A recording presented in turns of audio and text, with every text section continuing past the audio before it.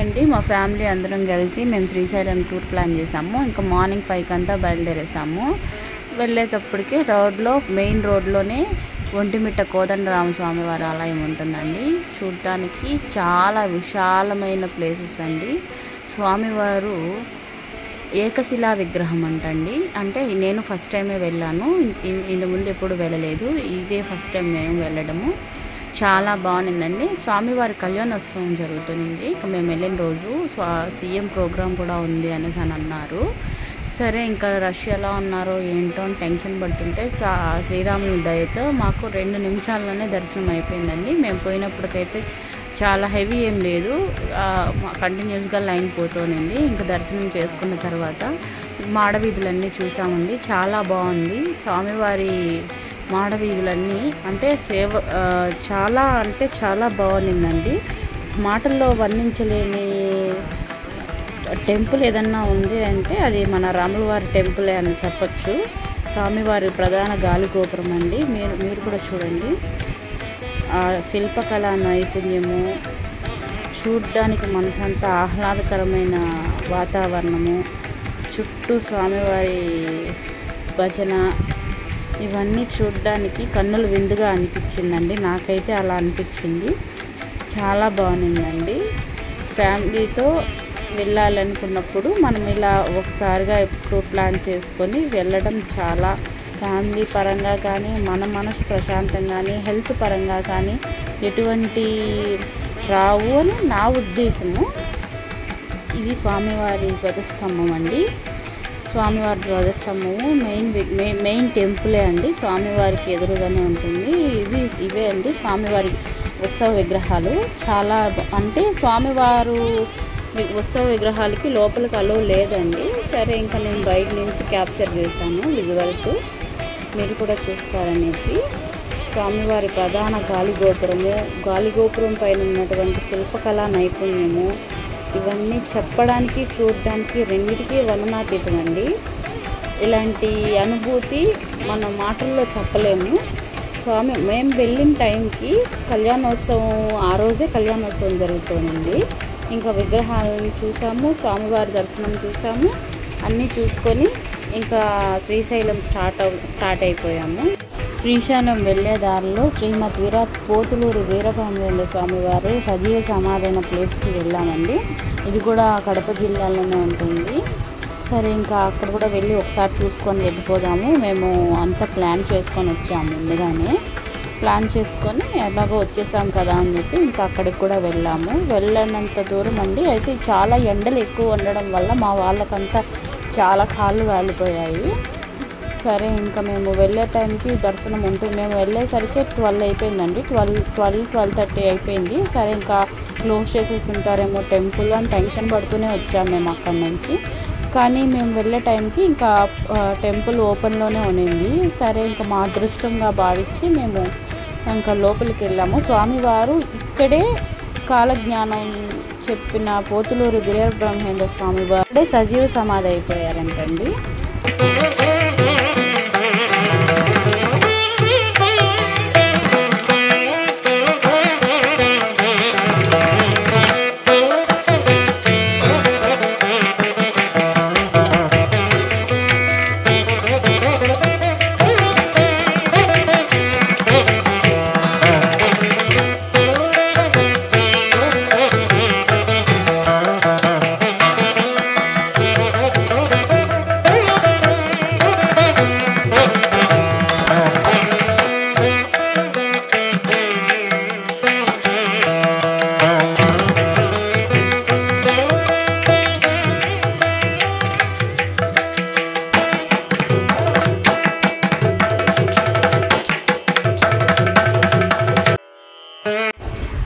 లోపల వస్తే 20 rupees ticket charge అంటండి. ఇంకా 12 పైన వస్తే 1 వరకు దానికి ఫ్రీ దర్శనం అంట.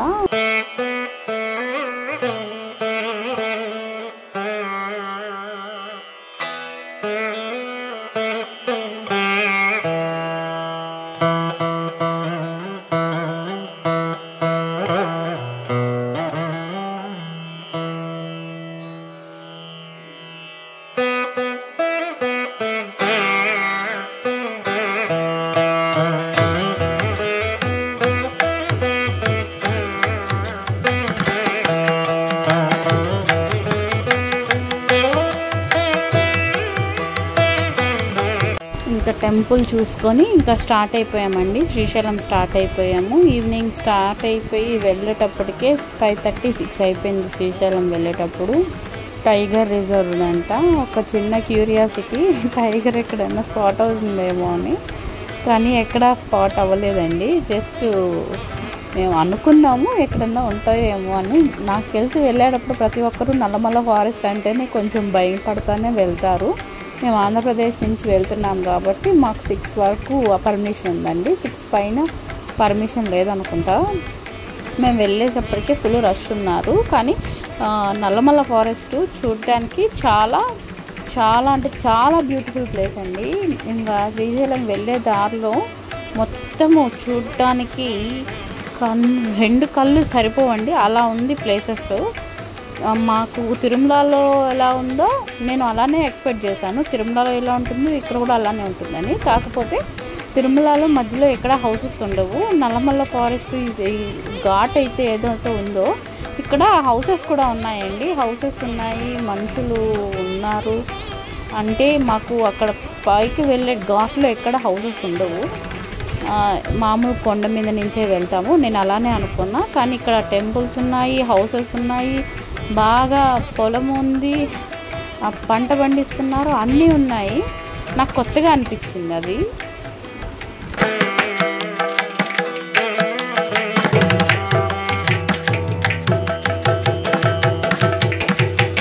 ఇదే అండి శ్రీశైలం. మేము వెళ్ళేసరికి నైట్ అయిపోయింది. ఇంకా నైట్లో క్లోజ్ చేసేసారు టెంపుల్. మేము దర్శనానికి వెళ్ళి వచ్చేసరికి లేట్ అయిపోయింది. సరే ఇంకా నైట్ దొరికినంత వరకు బయట నుంచి విజువల్స్ తీశాను. ఇదే మెయిన్ టెంపుల్. మార్నింగ్ రిటర్న్ అయిపోయామండి. ఇంకా నైట్ అక్కడే స్టే చేసి మార్నింగ్ రిటర్న్ అయిపోయాము. ఇంకా వచ్చే దారంతా మొత్తము బ్యాంబూ ట్రీసే అండి. ఇంకా నేరుగా మహానందికి వెళ్ళిపోయాము. ఇది మహానంది ఎంట్రన్స్. మహానంది మేము వెళ్ళేసరికి 12 అయిపోయింది. ఇంకా శ్రీశైలం నుంచి ఆఫ్టర్నూన్ 12 అయిపోయింది మహానందికి వెళ్ళేసరికి.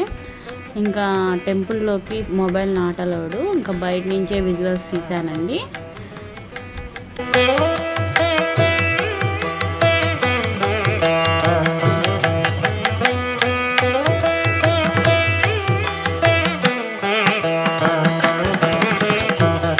మహానంది నుంచి రిటర్న్ అయ్యేటప్పటికి ఇంకా పోయేదారిలో అరుంధతి ప్యాలెస్ స్పాట్ చేసామండి. అరుంధతి ప్యాలెస్ అంట అది చూసాము. ఇంకా డైరెక్ట్ యాగంటికి వెళ్ళిపోయాము. యాగంటికి వెళ్ళేసరికి ఇంకా ఈవినింగ్ అయిపోయింది. ఈవినింగ్ 6 అయిపోయిందండి. 6కి యాగంటికి వెళ్ళిపోయాము. ఇంకా యాగంటి స్టార్ట్ చేసామండి. ఇంకా యాగంటికి ఆల్మోస్ట్ అంతా కెమెరా అలౌడ్ ఉండిందండి. ఎక్కడ కెమెరా నాట్ అలౌడ్ అని వాళ్ళు చెప్పలేదు. బోర్డ్స్ ఎక్కడ లేదు. అందుకే ఇంకా విజువల్స్ తీసుకొని వెళ్ళాము. ఇక్కడ పుష్ప మూవీ, ఎక్కడికి పోతావో చిన్నవాడ మూవీ, ఇలా మూవీస్ కూడా చాలా చాలా తీసారంట. ఇంకా అందుకేమో కెమెరా అలౌడ్ ఉన్నట్టుంది.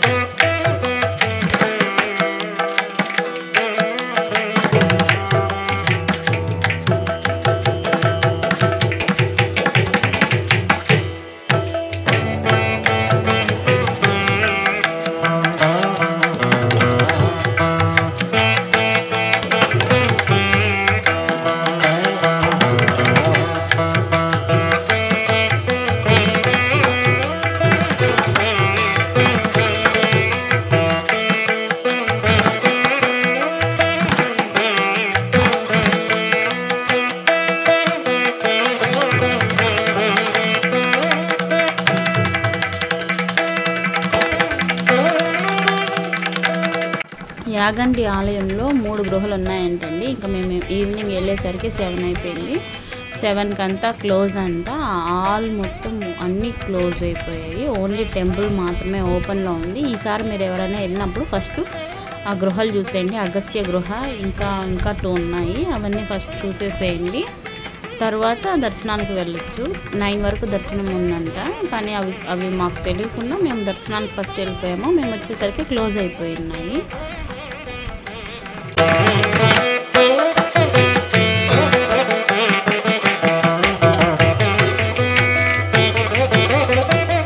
ఇక్కడే అండి యాగంటి బసవన్న ఉండేది. శ్రీమద్ విరాట్ పోతులూరు వీరబ్రహ్మేంద్ర స్వామి చెప్పారు కదా, కలియుగ అంతంలో యాగంటి బసవన్న రేసి రంకేస్తాడని. అది ఇక్కడే అండి. మేము ఇక్కడే స్పాట్ చూసాము. ఇంకా నేను సగం చూడడానికి రావడం కూడా యాగంటి బసవన్నను చూడడానికి వచ్చాము. ఇంకా దర్శనం కూడా బాగా అయింది. వెళ్ళిన ప్రతి దగ్గర దర్శనం బాగైంది. కాకపోతే గృహాలు క్లోజ్ అయిపోయాయని కొంచెం డిసప్పాయింట్ అయ్యాము. ఇంకా అంతా బాగా జరిగిందండి. ఇక్కడితో మా ట్రిప్ కంప్లీట్ అయిపోయింది. నా వీడియోస్ కనుక మీకు నచ్చినట్లయితే లైక్ చేయండి, షేర్ చేయండి, సబ్స్క్రైబ్ చేయండి. Thank you.